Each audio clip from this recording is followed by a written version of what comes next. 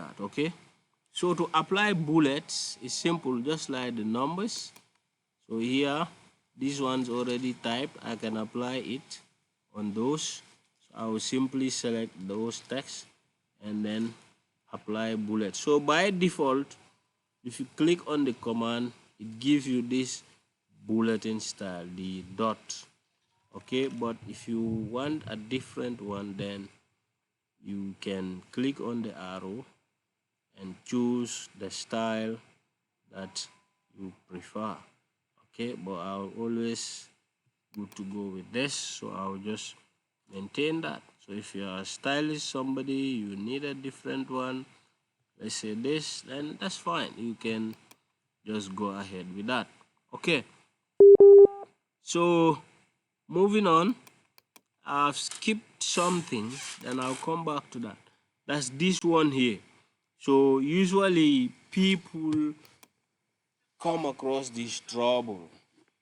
They will have this in their document and then don't know how to remove it. Now this is called a paragraph mark. So this one shows you the end of a particular paragraph or end of a sentence. Okay, and remember, this is a non-printable character. So even whereas you have this in the document here like this, and you print this document, this won't appear. Okay, so it's only meant to help you, all right, to know that okay, this particular paragraph actually ends here. Okay, all right, so this paragraph ends here. So it's a non-printable character. Even if I print this document like this, these marks won't appear. This inverted P you see won't appear. So that's why you cannot even place your cursor after it. If you try to place your cursor after it, it doesn't allow it. All right, okay, so let's note that. And anytime it happens in your document, you want to remove it, you don't need to panic. Just simply come here on the paragraphs in the home tab and then click on it. See, now it disappears. Okay, okay, good. So now if you want to see more commands in the paragraph group, as we have seen before with the font group, you just launch this dialog box launcher here. Okay, and then you can see those here as well. Okay, good. So you just apply those commands that you are asked to apply. Okay, good. So we move on. Okay, now to the style. So usually for me, I don't waste time on these ones. So these are just styling options. For example, if you want to style your heading, you have stylings here that you can apply to it. Okay, so those are here. All right, those are particularly used for headings, huh? Okay, and then other kind of formatting. One particular one that or two that I will highlight is this normal and no spacing. Okay, so for those ones, like for example, if at some point the space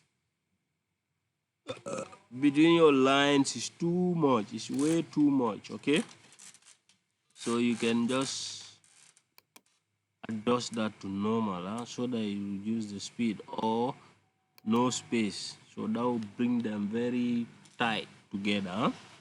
Okay, so but normal should be fine in any case. Okay, all right, so the rest are just styles, so you can just go through them and then have your way out with them. Okay, okay, so we move on to the editing.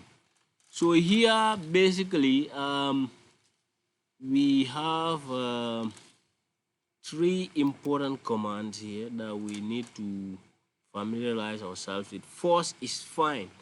So this is a very important tool, particularly if you let's say you have a big document, a document with multiple pages, huh? Okay, let's say it contains names of people, for example. All right, so if you want to quickly find a name in the document, then you can use the find feature, okay, to help you find the document. So in this document, we have what we call pictures. So I want to find pictures. So you can just click on find here and type the word pictures, Pictures.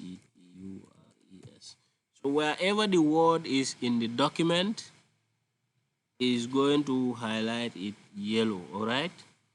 And you will also see it here where is exactly located. If you want to go there, then you click on it, it would take you straight to where the word is. So there's only one word, pictures. If it were more than one, let me try, let's say videos. Maybe we will have more than one. Okay. Or video, right? Okay, so we have about 4 results. So you can see they are all highlighted yellow. All right, so you do that by simply clicking on find, or the shortcut is Control F.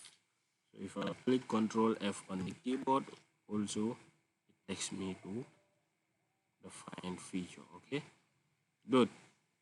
And also replace. So if let's say there is a word that you want to replace with another word, okay, so now here let's see, we have video, right?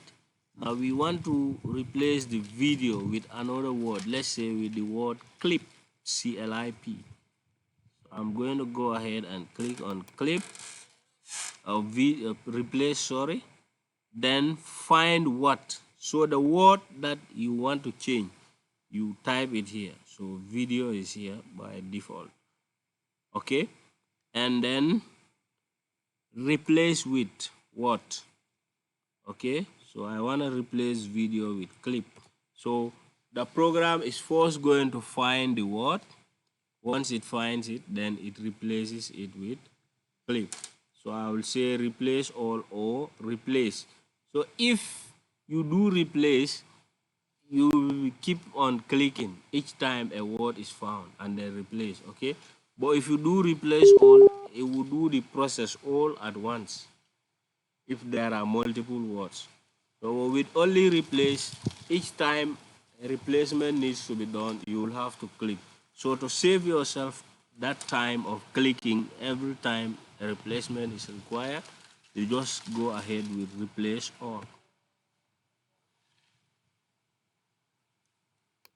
So replace all, good. So now it tells you all done. We've made 4 replacements. And now you go back to your document, wherever there was clip or video, you now see that is be replaced with what? With clip. You can see here, clip.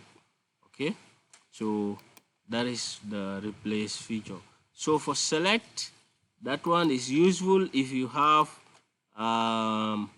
multiple objects, for instance, in your document. You have pictures, text, and so on and so forth, different types of objects.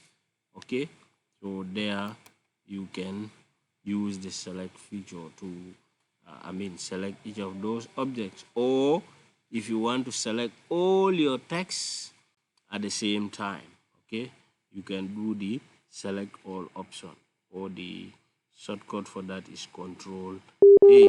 Or if you open a selection pane, so that will give you all the objects that you have in your document. But currently we are having only text, so that's why you cannot see other objects. But as we go along, when we go to insert and others, then we will begin to see some of these things. Okay, all right, so that will be all for today.